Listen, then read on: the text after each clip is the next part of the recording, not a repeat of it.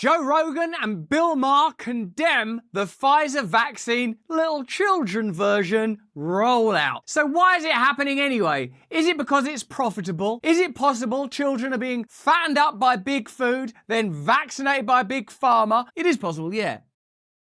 Hello there, you awakening wonders. Thanks for joining us on our mutual voyage to truth and freedom, where we sustain a connection to the divine light while bombarded from all sides by converging forces of the establishment that want to censor your speech, that want to control you, and I think ultimately have a vision of a world where they can shut down your bank account, control your ability to travel, and control your ability to think and communicate. Let me know if you agree with that. Figures as diverse as Joe Rogan and Bill Maher are now discussing this. Of course, when I went on Bill Maher, I feel like he was still someone that was advocating to a degree for vaccine efficacy. Joe Rogan, of course, has already experienced his own deluge and attacks because of speaking out against Big Pharma. Let's have a look at this before we form our own opinion. Is it wise to vaccinate your children? Is there enough evidence to suggest that it's beneficial? Well, I guess if you're like an old person, you would be real tempted to get that, and maybe it would help you if you're really old and you have a weak immune system. It might give you a boost, but to give it to kids, like to give it to 8-year-olds, there's fucking no reason for that. They know there's no reason for that. There's no data that shows there's a good reason for that. And that was one of the first things we knew is that it didn't kill. That's what's young the people. scariest things. They're willing to do it to kids. That's scary. Oh, Scary, well. because there's a massive amount of profit in it. No one wants to think that they think like that, but they do. I mean, my view, just to be clear, vaccines are a tool in the medical kit, just like antibiotics. Right. And just like antibiotics, I wouldn't want to be told, everyone's taking them, so you have to too. Right. Yeah, Like, one if size fits all. If I decide I need one for a certain pathogen, and I'm at a place in my life where I think that playing the odds, which is what medicine always is, that would be the smart thing, okay. But forcing it and in children who never needed it for this, who the least likely. And they're so sick. The kids have never been sicker. And that's, never I start been sicker. my series by asking, these kids have never been more vaxxed. We're the most vaxxed country in the entire world. You know, we have these high infant mortality rates when weighed against third world countries.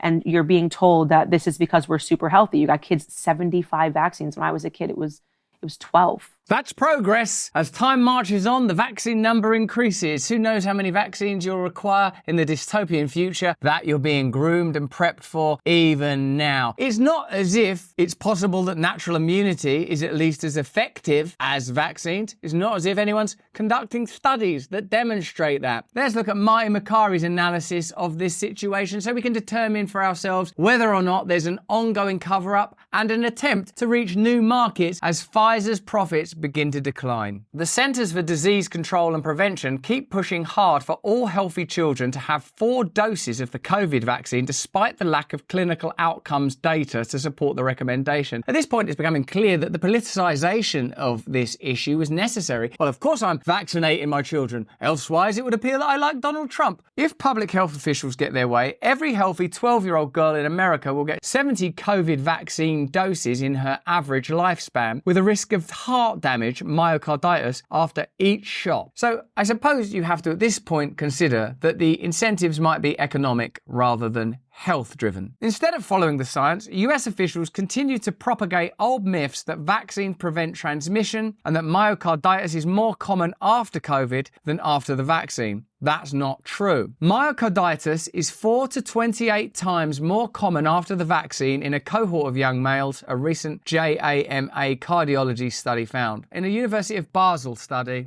asymptomatic heart damage occurred in 2.8% of people after the COVID booster, as measured by a troponin test. You may have missed these studies because we now know that big tech was censoring any vaccine-hesitant content, even medical research. It's unethical to expose children to the risk of vaccine-induced myocarditis when nearly all children have already had COVID. Because of the accumulation now of data, experientially, we know that natural immunity is effective. We know that children were, in particular, not especially at risk of serious consequences, even if they got COVID. And yet, somehow this agenda is still being pursued, as pointed out by the author of this article, to some degree because conversation has been censored and controlled. When you see the censorship debate raging and continuing, you have to consider stories like this. What is the agenda of the powerful? Is it to prevent you from being harmed by hate speech, or to prevent you from having detailed analysis and a balanced perspective on how you could potentially avoid harm? Children have circulating antibodies that neutralize the virus, but they are antibodies the government does not recognize. That's convenient. It only recognizes profitable antibodies. The CDC director can't tell us if any healthy child has ever died of COVID. She refused to provide the data when asked in a congressional hearing. Why would you not just plainly answer that question and say, no healthy child has ever died of COVID? Because that's what I suspect the answer to that question is, because I imagine, based on everything we experienced in the last few years, that there was a general tendency to exaggerate the risks and even deaths of and from COVID. So when someone avoids a question, I don't think, it's because they don't want to hurt our feelings, because they will be struck with horror and sorrow at the sheer number of healthy children that died from COVID. It's because they're trying to make it sound like there's a serious risk of healthy children dying to increase the market share for Pfizer. And indeed, if you accept sizable donations, if you personally invest in Pfizer, if you are lobbied by Pfizer, it's likely, isn't it, that when you're asked that question, you might think, oh no, the answer to this question is not helpful to the pharmaceutical industry. I'm just going to ignore the question. But what if people answer it online? We'll censor that conversation. It's fortunate, isn't it, that independent media voices like Joe Rogan and now Bill Maher's moving into that space, talking to Candace Owens, who you would assume would have been an opponent and probably is in many, many cultural and social issues, are now having open conversations. No wonder the legacy media are terrified. The last thing they need and want are people from across the political spectrum, voices from throughout the culture, recognizing, hey, wait a minute, we all have more in common with one another than we do with this set of interests that are trying to control our free speech and trying to proliferate ideas and even medicines.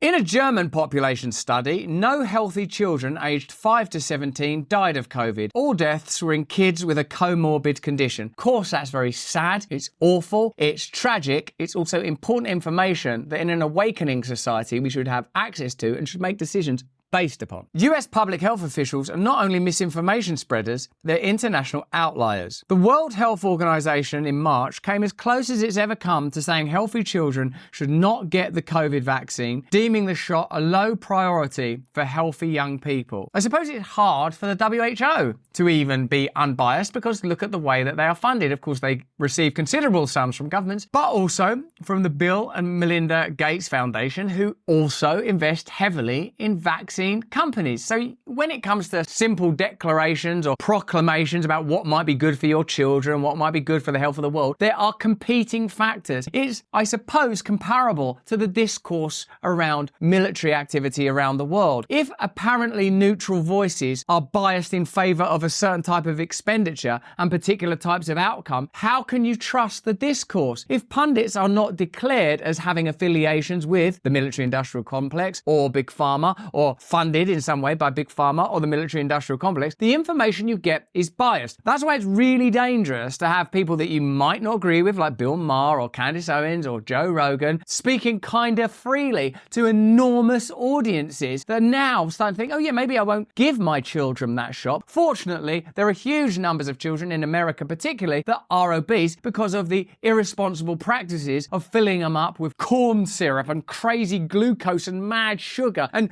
pricing healthy foods out of the reach of many ordinary people, almost as if there's a convergence of interests that ensure that you're like a little larvae in a blob of glucose waiting for various medications to intervene in your inevitable bad health. The WHO is also worried that the absolutism by which the COVID vaccine is being pushed for healthy young people is damaging credibility and resulting in lower rates of regular child immunizations, which perhaps are not as dangerous or perhaps are beneficial. I don't know, because I've not had access to the data, and I'd like to try to respond where possible, particularly when it comes to the health of my children, to data. That's why I think it's important that we educate ourselves on the subject of excess deaths, a subject I'll be talking about in more detail over on Stay Free. You should check that out. It's fascinating. A Vietnam War's worth of young people killed in just a couple of years. The Vietnam War lasted 12 years. Let's hope this practice doesn't go on for that long. Most Americans may be shocked to learn the Moderna COVID vaccine has been banned or restricted in parts of Europe for people under age 30. Hopefully we can save the world together. Hopefully we can. Hopefully we can keep our movement growing and going and getting stronger. But we're going to need you. You're our partners. And we have commercial partners too. This week, we've teamed up with Sticker Mule to create this limited edition sticker pack. There are 6 stunning designs that are only available in this pack, and they're all made with Sticker Mule's magic touch. Sticker Mule has 10,000 of these packs, 10,000, ready to deliver to your address, and this is where things start to get extraordinary. Absolutely free. Just go to stickermule.com/Russell and fill out the form. Then you get them stickers absolutely free. I don't even understand how they do it. Okay, let's get back to evading Armageddon. Thank you, our partners, Sticker Mule, and thank you as well. Let's get back into this. Denmark and Sweden have officially recommended against vaccinating healthy children for COVID. Other countries have also been cautious about recommending it given the myocarditis risk, but not America. Now I suppose you can see the degree to which Big Pharma is able to exert influence over policy. They can influence it a bit in Europe and quite a lot in America. In Europe, it was possible for Pfizer and the head of the European Commission to do private techs making deals about rollouts of vaccines during the pandemic that were not declared at the time. In America, it seems that there's a bit of a lag. But this is the home of freedom. This is the most significant country on earth. Why is this happening? Tragically, I continue to hear from parents around the country of schools and universities, including my own, kicking healthy students out or blocking them from enrolling if they don't have a COVID booster. It's like there's a lag of logic and awakening. And now we have a kind of mental addiction or ideological affiliations with vaccines that are not so easy to put aside because it's unlikely that there's going to be the scale of global reckoning to match the scale of global propaganda. Remember the campaigns, remember the shaming, remember the incessant news broadcasts that were essentially propaganda. Remember the censorship. What would it take to have equivalency in the opposite direction? A proper addressing of the various areas where it's been proven that the information we were given, the information that was censored, was kind of in some topsy-turvy maelstrom of deception. It will be an inversion of power, some sort of almost Christian first, last, first, topsy-turvy revolution. And that's not going to happen unless you commit to it. Sure, myocarditis after the vaccine is usually mild, but that's not reassuring if you are the patient in the ICU. In a New England Journal of Medicine analysis, of 136 people hospitalized for vaccine-induced myocarditis, 2 were in a critical condition and one 22-year-old died. The CDC, instead of making public its investigations into children dying immediately after the COVID vaccine, has been busy colluding with big tech to shut down scientific debate and censor true patient stories. That's the kind of sentence that I, after all this time, find difficult to say and difficult to believe. What? They're shutting down debate when children are dying? Why is that happening? Because, I'll tell you why. Because it's too nefarious to contemplate, really. How does that happen just because of bureaucratic inertia or lack of communication or versions of an accident? It starts to seem evil. Specifically, it's been slapping the misinformation label on medical viewpoints when they differ from its own Ministry of Truth. Indeed, the biggest propagator of misinformation during the pandemic has been the US federal government. I think at this point, trust in the American government, trust in the health organizations and agencies that were supposed to be guiding us through what we were told was a uniquely horrific event where unique measures had to be taken place. There is no reason for trust because there's been no, on an interpersonal level, you would expect kind of an acknowledgement and an apology. We're so wrong about all of that. And I can sort of envisage a way out if that's what was happening, but that isn't what's happening. What's continuing to happen is a recommendation of a medicine that now we know a lot more about. And yet the authenticity and honesty is still lagging way behind. And all you can conclude from that is that there's an agenda. This is from the Telegraph in the United Kingdom, talking about many of these issues, including the censorship of discussion around them. People left injured or bereaved from vaccines are being forced to speak in code online about their symptoms for fear of censorship, the COVID inquiry has heard. Baroness Hallett, the inquiry's chair, was also told at a hearing on Wednesday that healthcare workers were afraid to speak out about side effects they'd had from the jab over fears they would be punished by their bosses. It comes as campaign groups representing hundreds of people who suffered illness or lost loved ones after being vaccinated will be allowed to give evidence to the public inquiry. Anne Morris, KC, representing UKCV Family, Vaccine Injured Bereaved UK, and the Scottish Vaccine Injury Group told the inquiry, censorship is a very real issue for the vaccine injured and bereaved. I suppose what we're seeing now is the fruition of matters discussed and considered at the advent of the introduction of the vaccine. Hey, they've been given this indemnity and Pfizer aren't going to reveal these files to 75 years in the future. Well, now the people that have been injured and damaged are beginning to demand some form of compensation for their injuries. Their support groups have been shut down by social media platforms and their experiences censored by the mainstream media. They have to speak in code online for fear of having the only source of support taken away from them. My child died of tomato ketchup. Maybe I gave my child a bit too much tomato ketchup. And the government shouldn't have told us that that tomato ketchup was safe. I mean, when you think about it, they'd not even done any trials on that tomato ketchup. And they told us that it stopped transmission when they'd never even tested whether or not it stopped transmission. And do you know that the ketchup that they made in the lab is different from the one that they gave to the people? Wait a minute, these people aren't discussing ketchup, are they? What? Is ketchup bad for you? I eat a lot of that stuff. No, you're fine with ketchup. Phew. They face stigma and abuse for sharing their symptoms in the context of the COVID vaccine, even being branded as anti-vax for sharing very real and medically proven vaccine injuries. Everyone was branded anti-vax. That's what they did, wasn't it? We should shame people. They should be shamed. You're anti-American. If you come to a hospital complaining about, oh my, it's incredible. That was actually out of control propaganda. Note how you're invited to just sort of forget it and move on. But now that there are legal cases, I suppose it's going to come to the forefront of everybody's attention. The inquiry was told that those left genuinely injured or bereaved from vaccines are unable to express or record their experiences without being misunderstood, misrepresented, or used for somebody else's agenda. That's, I suppose, what's happened, isn't it? Everything's become so politicized and so charged and so fractured. There is no central moral authority in government, perhaps even justice, and certainly not in media, where you can say, no, hold on, I trust these people. What is it they're saying? And how can there be any trust after the way those institutions behaved during that period? If it proves to be true that Fauci went round almost agency by agency, inviting them, encouraging them to repress, for example, the lab leak theory, it becomes increasingly less likely that we can ever return to a period of trust. This should mark a watershed in the trajectory of centralization and authoritarianism.